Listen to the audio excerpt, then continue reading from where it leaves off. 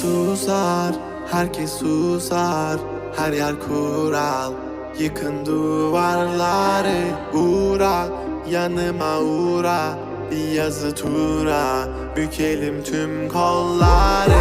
Koy koy yeni bir kart, onu da geçeyim iyi bir fark. Zoruna gidenin dili kurak, kapalı kapıya çeneni tak. Boş ver geri topla, verdiğin değerin dili olsa. Kalbimi vurmuş gidiyorsan, acı diliyorsan ve de biliyorsan. Kızgın güllerin üstüne düşmüş dolunayım ben. Soldum bir kere geriye dönersem yok olayım ben. Koştum bir firara, beni ölmezsem yine ara. Kara kış gibiyim sobalara, bizi doldursun odalara. Kızgın güllerin üstüne düşmüş dolunayım ben. Soldum bir kere geriye dönersem yok olayım ben.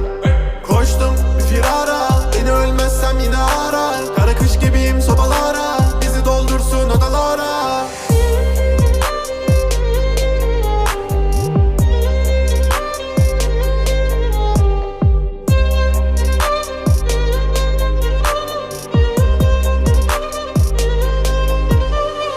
Susar, herkes susar, her yer kural.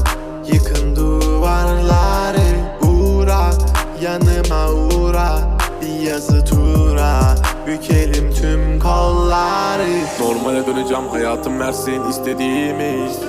Zorlama düşerim, şeytan duymasın dinlediğimi. Koy baba gitsin fırlavan, zorlama kadere trip atma. Trip atma, trip atma. Normale döneceğim, hayatım versin istediğimi. Zorlama düşerim, şeytan duymasın dinlediğimi. Koy baba gitsin fırlavan, zorlama kadere trip atma.